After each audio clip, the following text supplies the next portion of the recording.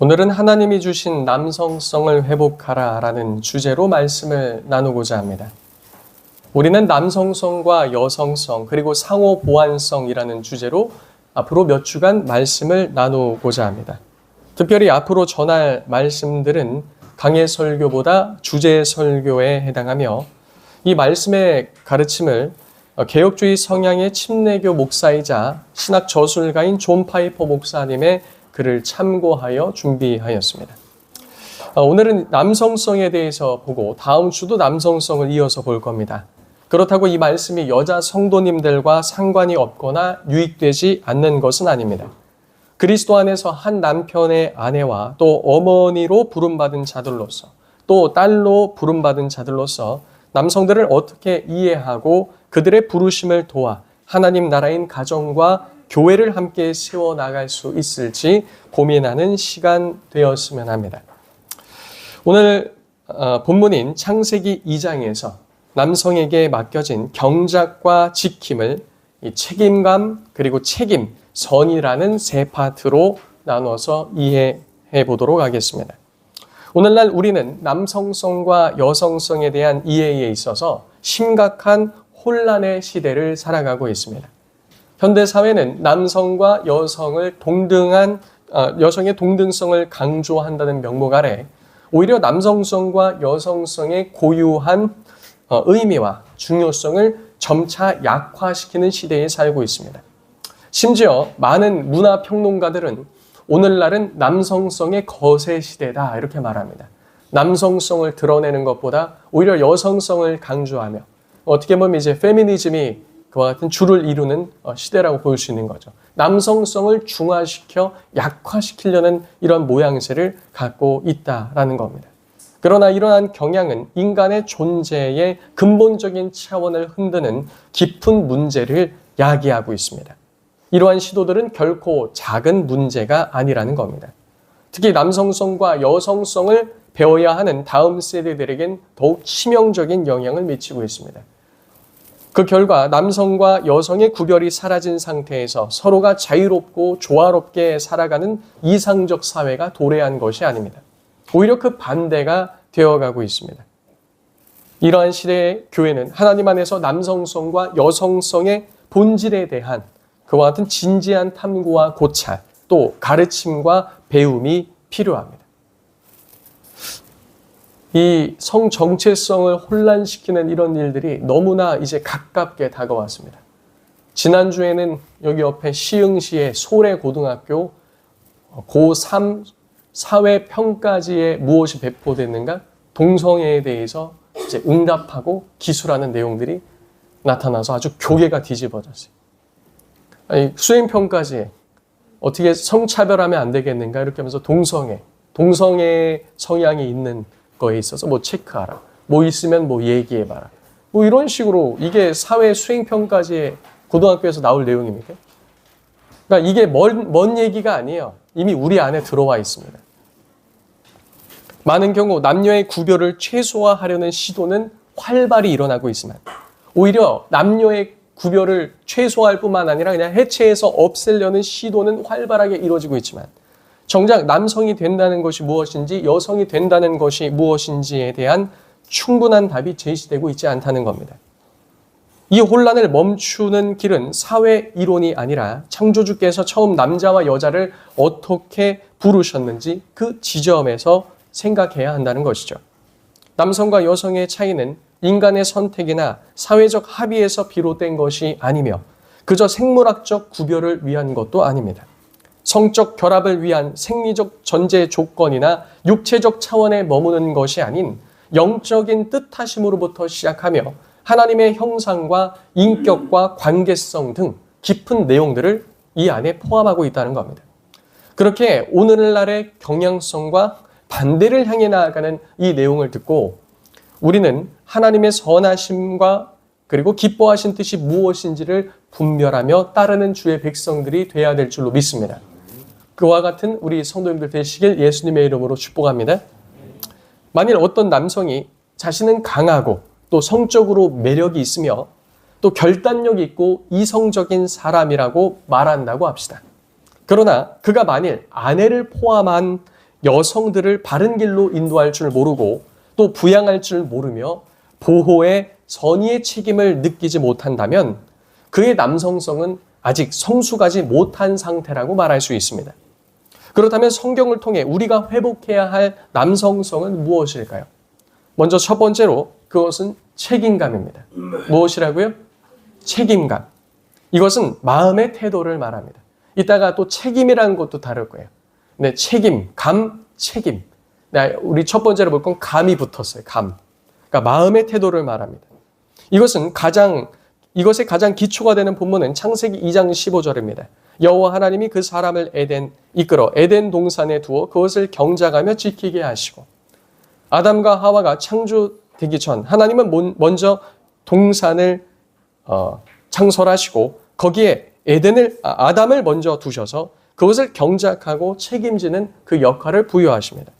경작하다는 공급과 돌봄의 방향으로 또 지키다는 보호와 경계의 방향을 보여줍니다. 또 타락 이후에도 이 대표성이 지속된다는 것을 창세기 3장 9절에도 나타납니다. 여호와 하나님이 아담을 부르시며 그에게 이르시되 네가 어디 있느냐. 그러니까 그 경작하는 것과 지키는 것의 책임을 먼저 누구에게 주셨습니까? 아담에게 허락하셨다는 겁니다.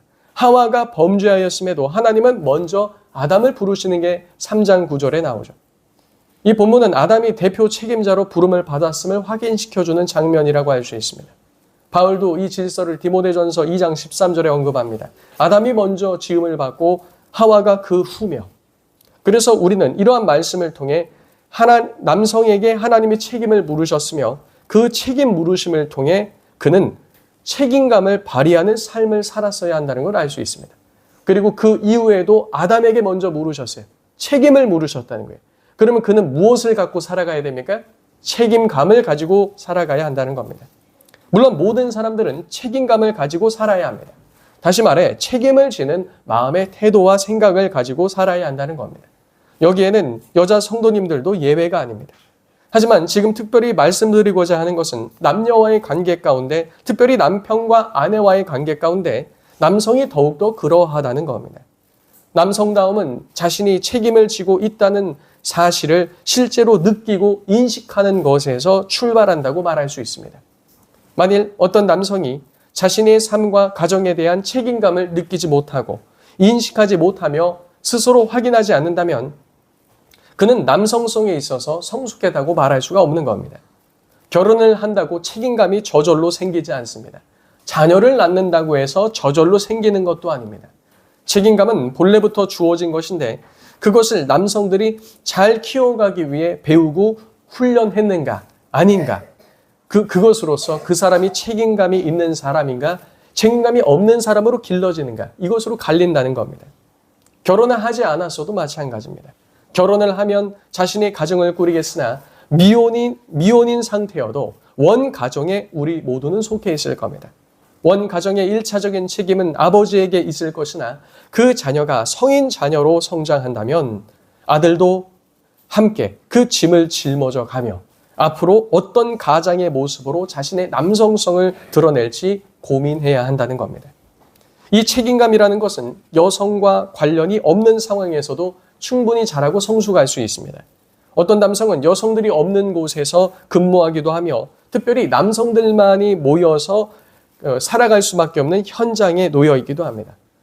좀 더 구별을 잘하기 위해 좀 예를 들어 원양 어선을 탄다든지 또 그에 준하는 험한 일들을 하기 위해 어디에 파견을 간다든지 아니면 군에 복무를 한다든지 이렇게 예를 들어볼 수 있습니다. 그러나 그러한 삶의 환경과 관계없이 그가 가정을 꾸렸던 그렇지 않든 오늘날과 미래에 가정을 이끌며 부양하며 여성과 아이를 보호하려는 선의의 책임감의 마음을 품고 있다면 그는 바른 남성성을 품고 있다고 말할 수 있는 겁니다. 하지만 이러한 책임감은 반드시 직접적인 행동으로 항상 실현되어야만 인정받을 수 있는 것은 아닙니다. 이 책임감이라는 용어에 있어서 감이라는 단어가 말해주듯이 책임감은 마음의 태도를 말하는 것입니다. 그가 자신의 삶과 가족에 대한 책임감을 갖는 태도의 여부 가운데 남성성이 드러난다는 거죠. 책임감이라는 개념은 어떤 남자가 신체적인 이유로 가족을 직접 부양하거나 보호할 수 없는 상황에서도 여전히 성숙함으로 나타날 수 있습니다. 그가 마비 상태일 수도 있고 밖에 나가 일하기 어려운 단기적인 질병에 걸릴 수도 있으며 장기적인 질병 혹은 장애를 가졌을 수도 있습니다. 결혼 전에 가졌을 수도 있고 결혼해서 가정을 부양하다 가질 수도 있습니다. 그러한 경우엔 그의 아내가 가정의 주된 생계의 부양자가 될 수도 있습니다. 그러나 그는 하나님 앞에서 여전히 책임감을 붙들고 있으면서 어떠한 방식으로든 책임을 다하려는 마음을 가지고 있다면 그는 남성성을 잃지 않고 지키고 있다고 볼 수 있는 겁니다. 이러한 책임감은 자신이 처한 상황과 환경이 좋지 않은 상황이라도 심지어 절망적인 상황이라 할지라도 자기 스스로를 불쌍히 여기며 눈물 흘리는 것이 아니라 상황을 극복하고 나아가고자 하는 마음의 태도에서 잘 나타난다라는 겁니다. 그래서 여성들은 돈이 없어서 못 사는 것이 아니라 남자의 책임감 없는 행동이나 그와 같은 책임지지 않는 모습으로 인해서 실족하는 것을 볼 수 있죠. 만약 자신이 교통사고나 불의의 질병에 일시적으로 걸려서 일하지 못한다면 누가 대신할 수 있습니까? 아내가 대신할 수 있어요. 그럼 자기는 남편으로서, 가장으로서 책임감을 가지고 어떻게 할 수 있죠? 아내가 빈 자리를 내가 메꾸기 위해서 가사일을 도울 수 있고요. 또 일하고 들어온 아내를 격려해주며 고마움을 표현하고 자녀들을 여지껏 잘 돌보지 못한 것에 있어서 좀 더 관심을 가지며 책임감 있게 나아갈 수 있다는 겁니다. 또 여러 가지 절망적인 상황에 닥쳤다 할지라도 그 상황에서 울면서 좌절해 있는 것이 아니라 어떻게 극복해 나아갈지, 어떻게 다시 일어날지, 나에게 주신 이 가정을 어떻게 다시 책임질지 책임감을 가지고 돌파하려는 모습, 이게 바로 무엇이라고요? 책임감 있는 남성성의 모습이라는 겁니다. 또 책임감은 가족을 위해 도덕적이고 영적인 리더십을 발휘하는 태도에서 나타납니다. 특별히 도덕적이라는 것은 윤리에서 나오는데 그 윤리는 종교에서 나온다고 이전에 우리가 나눈 바 있습니다. 하나님을 섬기는 모습 가운데 나타나는 거룩한 행실이라고 우리 볼 수 있죠. 남편들의 책임감은 도덕적이고 영적인 리더십을 발휘하는 태도 가운데서도 나타납니다. 가정에서 남성은 육신의 양식을 공급하는 자일 뿐만 아니라 영적인 양식을 공급하기 위해 주도적으로 나서야 합니다. 그래서 아버지는 자녀들이 어릴 적부터 자신의 남성성을 보고 배우며 자랄 수 있도록 본을 보여야 합니다. 뿐만 아니라 모든 적 가운데 가장 큰 적인 사탄과 죄로부터 가족들을 보호하되 자신을 죄로부터 지켜 거기에 빠지지 않게 할 뿐만 아니라 누구도 빠지지 않게 해야 되죠? 누구도 빠지지 않게 해야 됩니까? 자신의 아내와 자녀들도 죄에 빠지지 않고 주의 길로 나아갈 수 있도록 애쓰는 일을 분명히 나타내야 한다는 겁니다. 어떤 사람들은 다른 질문을 할 수 있습니다. 한 부모로 남편의 부재로 인해 자녀들에게 위와 같이 언급한 남성성의 역할들을 감당한다면 그 여성은 남성적인가? 라고 물을 수도 있습니다. 이에 대해 우리는 이렇게 답해야 할 것입니다. 먼저 예외 조항을 말씀드리겠습니다. 남편의 죄가 가족을 위협하는 경우, 가령 폭력이나 방임 등으로 인해서 어쩔 수 없이 분리해야 될 경우는 교회와 공동체의 도움과 보호가 우선시되며 질서는 죄를 덮는 명분이 될 수 없다는 점을 말씀드립니다. 그러니까 죄가 더 앞서고 있는데 질서를 내세워서 무조건 그렇게 위험 가운데 밀어넣는 것은 아니다라는 거죠. 이것은 칼빈도 그 견해를 같이 합니다. 다시 말씀으로 와서요. 만일 그 여성이 이러한 책임이 본래 남편에 의해 감당되어야 한다는 인식을 가지고 있다면 여성이 이러한 일을 한다고 해서 남성적이라고 말할 수는 없을 겁니다. 반대의 경우 만일 여성이 남편이 있음에도 가정에서 아내와 자녀들을 향해 남편이 발휘해야 할 종류의 리더십을 행사하려 한다면 그것은 바람직한 행동이라고 볼 수 없는 것이죠. 또 남편 역시 그 자리가 있음에도 불구하고 자신의 책임을 방기하여 아내와 자녀들을 위한 리더십을 제공하지 않는다면 그는 남성성에 있어서 하나님께서 부르신 책임을 다하고 있다고 볼 수 없는 것입니다. 근데 오늘날 다툼이 어디서 발생합니까? 이 지점에서 많이 발생하죠. 남편이 안 하니까 내가 어떻게 하겠다? 공백을 메우는 차원이 아니라 내가 그 자리를 찬탈하고 있는 거예요. 내가 주도적으로 하는 겁니다. 또 남성도 그 역할을 하지 않는 데서 문제가 발생하는 거죠. 그럼에도 이러한 상황 속에서 성숙한 여성인 어머니는 남편이 감당하지 않고 있는 혹은 못하고 있는 그 자리를 대신하려는 것이 아니라 공백을 메우기 위해 최선을 다해야 한다는 겁니다. 그러니까 대신하는 것과 공백을 메우는 것의 차이를 좀 생각해야 됩니다. 내가 대신할 수 있는 자리가 아니라 남편이 좀 부족하면 어떻게 할 수 있는 거죠? 채울 수 있는 자리다라는 겁니다. 하지만 그녀는 그와 같은 헌신적인 행동을 할 때 남편을 대적하는 방식이 아니라 그럼에도 불구하고 다음과 같은 태도로 감당해야 합니다. 성경에서는 아내들이 남편에게 존중하는 모습을 보일 것을 에베소서 5장을 통해 언급합니다. 이게 세 사람이 갖는 모습이에요. 옛사람이 갖는 모습은 어떨까요? 그냥 뭐 그것도 못하냐부터 시작해서 막 밀어붙이고 막 윽박지르고 막 바가지 엎고 긁고 깨고 그런 모습이겠죠. 설령 남편이 성격 문제, 미성숙, 책임 회피 등의 부족한 모습을 보여도 여전히 유효하다는 겁니다. 이 말씀을 듣고 혹 어떤 분은 시대착오적인 말이다 라고 말하며 그렇게 들을 수 있을지 모르겠습니다. 그러나 성경은 그리스도 안에서 가정의 질서를 새롭게 세우라고 우리들에게 말합니다.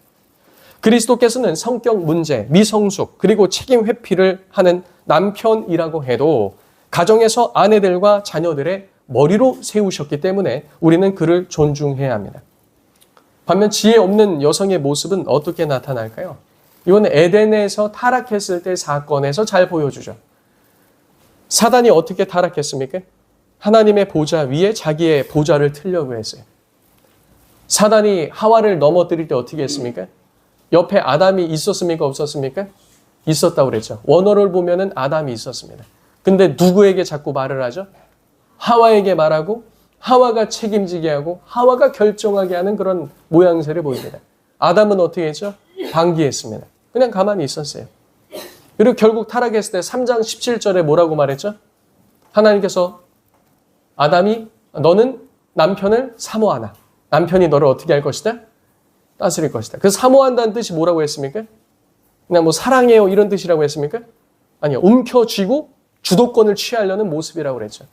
그러니까 이미 그 모습 속에서 하와는 그런 모습을 통해 자신의 지혜 없음, 자신의 그런 모습을 나타났다는 겁니다. 지혜로운 여성들은 혹은 아내들은 이러한 상황 속에서 자신이 그리스도를 얼마나 경외하는지를 잘 드러낼 수 있는 좋은 기회를 맞이합니다. 남편에게가 아닌 그리스도께 순종함으로 남편에게 그 순종함을 보임을 통해 말입니다. 아내는 남편을 거슬러 어떤 일이나 말을 하는 것이 아니라 그를 사랑함 가운데 또 그의 연약함을 함께 짊어지는 동역자로서 또 하나님께서 영적이고 도덕적인 책임을 남편에게 주셨음을 인정하며 남편이 하나님의 말씀에 따라 아내인 자신과 자녀들을 인도하여 주길 바라는 모습으로 나아가야 한다는 겁니다. 그런데 이런 모습이 쉬울까요? 안 쉬울까요? 안 쉽죠. 우리의 본성에 거스르죠.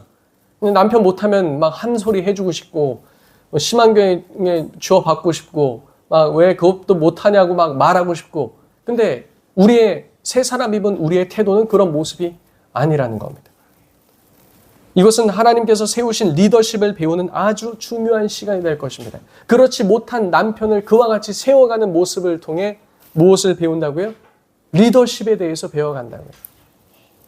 우리는 믿음의 공동체와 일반 사회에서도 자신보다 실력이 부족하거나 나이가 어린 리더 혹은 리더라고 말하기에는 나약한 리더들을 만날 수도 있습니다.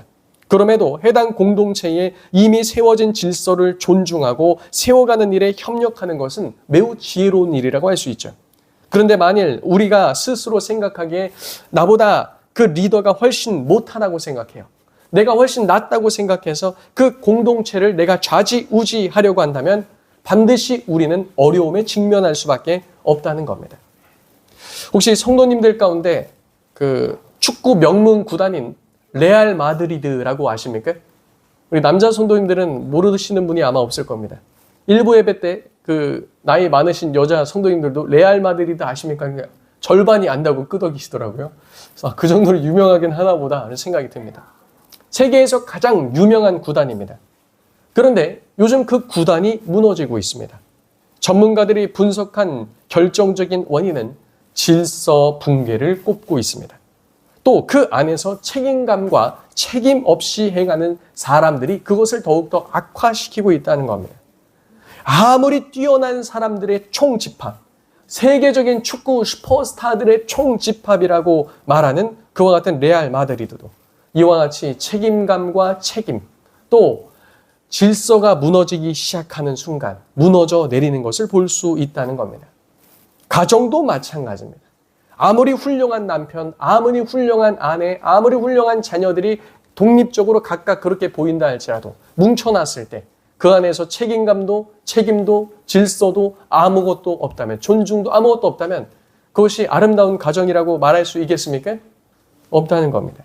가정도 마찬가지로 하나님께서 세우신 책임의 질서가 흔들리면 선한 열매가 아니라 혼란의 열매가 드러난다는 겁니다. 가정도 교회도 일터에서도 질서가 깨진 곳에선 선한 것이 나올 수 없다는 사실을 우리는 기억해야 합니다. 지금까지 보았던 부분이 책임감이며 책임감을 언급할 때 후반부에 짧게 질서에 대해서도 언급했습니다. 자, 그렇다면 다음으로 남성에게 있어서 중요한 것은, 남성성에 있어서 중요한 것은 무엇일까요? 다음으로는 책임이라는 겁니다. 책임. 책임감과 책임이 무엇이 다른지 의아해할 수도 있으나 책임감은 말 그대로 책임과 관련된 마음의 상태와 태도를 말하는 것입니다.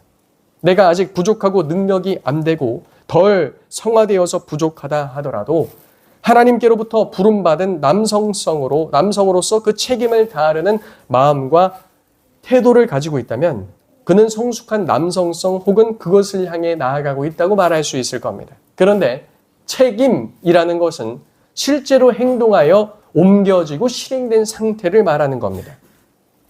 하나님께서 맡기신 남성성을 자신의 만족을 위해 행사한다면 그것은 어떤 권리가 될 것입니다. 하지만 하나님께서는 남성에게 권리를 맡기신 것이 아니라 의무이자 책임을 맡기셨다는 겁니다. 특별히 여기서 책임이라는 표현은 남성이 여성과의 관계 속에서, 남편이 아내와의 관계 속에서 나타나는 리더십과 부양과 보호의 책임을 지도록 부름받은 것을 설명하는 겁니다. 남성 혹은 남편들은 자신의 아내와 자녀들의 앞에서 리더십을 발휘해야 하며 그들을 부양하며 보호할 책임을 지도록 부름을 받았습니다. 그런데 오늘날 이 남성성에 대한 요구는 상당히 부담스럽게 다가올 수도 있습니다. 이렇게 성경에서 말하는 남성성, 특별히 책임감과 책임에 대해서 말하면 부담스러워할 수도 있습니다. 특히나 최근 젊은 세대의 남성들 가운데 이런 말들을 참 많이 하죠. 나 하나도 건사하기 힘든데 무슨 결혼이고 가족을 꾸린단 말이냐. 이 멘트가 단골처럼 등장합니다. 그럼에도 지금까지 하나님께서는 인류의 역사 가운데 일반 은총의 은혜로 가장들에게 힘을 주사 이 일들을 감당하게 하셨듯이 앞으로도 하나님께서는 꾸려질 가정들에게 그런 힘과 능력도 더하여 주실 줄로 믿습니다. 네. 인류 역사상 한 번도 어렵지 않았던 시기는 없었어요. 항상 어려웠습니다. 그래도 인류는 어떻게 했습니까? 그와 같이 잘 이 창조 질서 가운데 행해왔다는 겁니다. 근데 요즘에는 이것을 더 격렬히 대항하는 모양새가 나타나고 있어요. 이것을 부담이 아닌 부르심과 사명으로 생각하며 리더십과 부양과 보호의 책임을 잘 감당해 나아가야 한다는 겁니다. 하나님께서 우리에게 하시는 모든 요구가 그러하듯이 이 책임은 남성들을 괴롭게 하거나 짐을 일부러 지도록 주신 것이 아닙니다. 물론 에덴에서 저주로 인해 남성들은 평생 그가 죽을 때까지 땀을 흘려 일해야 하는 책무를 받았으나 우리들에게는 그리스도 안에서 회복된 것으로 다가온다는 겁니다. 그리고 우리가 그리스도 밖에 있는 사람들을 볼 때 그리스도 밖에 있다고 그들은 이 책임에서 자유로울 수 있습니까? 없습니까? 없다는 거죠. 요한일서 5장 3절은 말합니다. 하나님을 사랑하는 것은 이것이니 우리가 그의 계명을 지키는 것이라. 그의 계명은 무거운 것이 아니로다. 또 마태복음 11장 30절에 이는 내 멍에는 쉽고 내 짐은 가벼움이라 하시니라 라고 말씀하셨습니다. 남성으로서 책임이라는 것은 분명 짊어져야 할 짐이나 사랑 가운데 가볍게 짊어질 수 있는 것이라는 겁니다. 그리스도께서도 아버지께로부터 무엇을 받으셨습니까? 이 땅에서 그가 실행하셔야 될 많은 일들을 부여받으셨습니다. 근데 그리스도께서 어떻게 하셨습니까? 마지못해서 억지로 혹은 십자가를 앞두고 아버지 이것까지는 아닌 것 같습니다 하면서 십자가를 버리고 도망가셨습니까? 그렇지 않으셨다는 겁니다. 아버지를 사랑하며 또 우리를 사랑함 가운데 그 모든 것을 짊어지고 나아가신 것처럼 남성들에게도 남성성에 관한 일들은 그저 이 땅에서의 일만 관련된 것이 아니라 그 일들을 통해 아버지 하나님과 아들 예수 그리스도를 더 깊이 아는 데까지 나아가기 위해 이 모든 일들을 허락하신 줄로 믿습니다. 우리는 주를 본받아 책임감과 책임이 있는 이 길을 걸어가야 한다는 것이죠. 요한복음 4장 34절에 예수께서 이르시되 나의 양식은 나를 보내신 이의 뜻을 행하며 그의 일을 온전히 이루는 것이니라 라고 말씀하셨습니다. 가정에서 어떤 문제가 발생했을 때 남성들은 때로는 그것을 곤란한 일이라 할지라도 원치 않아 하는 일이라 할지라도 마주하기 힘들어하는 일이라 할지라도 책임감을 가지고 책임지는 자리로 나아가야 합니다. 가정들의 문제가 생기고 자녀 문제가 생길 때 이 지점에서 많이 생깁니다. 저에게도 이 카도시 아카데미를 하면서 자녀의 성 문제로 인해서 상담 오는 가정들이 있습니다. 그 가정들에 보면은 아버지를 볼 때 무슨 성향이 많이 나타나냐면 회피 성향이 많이 나타나요. 그러니까 이것을 내가 마주하고 싶지 않으니까, 자녀의 이런 모습을 보고 싶지 않으니까, 자녀가 이렇게 되는 가정이 이런 꼴을 보고 싶지 않으니까, 나는 그것을 감당하고 싶지 않으니까, 마음에 부담스러워서 다 어떻게 하는 겁니까? 다 아내에게 떠넘기는 거예요. 그러면 아내들은 그것이 쉽습니까? 어려워요. 내가 어려운 문제는 누구도 어렵습니까? 배우자, 상대 배우자, 아내들도 어렵습니다. 그럼 그 어려운 문제는 누가 해야겠습니까? 누가 해야죠? 1차적으로 남편이 해야 되는 겁니다. 근데 오늘 남편들 중에 좀 빠진 분들이 계세요. 오늘 중요한 이 말씀을 전하는데 남편이 감당해야 되는 겁니다. 우리는 첫째 아담이 실패한 것처럼 하와에게 탓을 돌리는 모습을 반복해서는 안 됩니다. 실수하고 넘어지고 잘못됐을 때 그것에 대해서 우리들은 어떻게 해야 되죠? 책임을 지며 나아가야 한다는 겁니다. 가정에서 일어난 모든 책임을 자신이 잘 돌보지 못함에서 나온 것임을 하나님 앞에 인정하며 나에게 주신 하와와 자녀들을 감싸야 하지 않겠습니까? 예수님께서 십자가에 자신이 오르셨지, 야 이건 나의 책임이 아니지 않느냐라고 하면서 우리에게 오르시라고 그 십자가를 건네지 않았어요. 겟세마네에서. 그 골고다에서 우리에게 넘기지 않으셨다는 겁니다.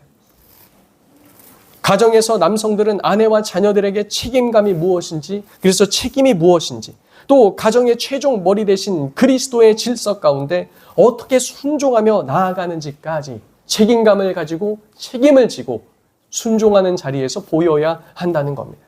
남편들도 아내에게 에베소서에서 말하잖아. 나에게 순종하라. 이렇게 권해서는 안 돼요. 먼저 어떻게 해야 됩니까? 본인이 가정의 머리 대신 그리스도께 어떻게 철저히 순종하는지 보임을 통해서 아내도 그것을 보고 자녀들도 그것을 보며 따라오게 해야 한다는 겁니다. 분명 그렇게 걷는 길은 순례자의 길이며 쉽지 않은 순종의 길임은 분명합니다. 어머니들은 그 안에서 질서 가운데 협력하며 자녀가 아들이든 딸이든 어떻게 여성성을 가진 자로서 함께 돕고 함께 세워가야 되는지 보여줘야 된다는 거예요.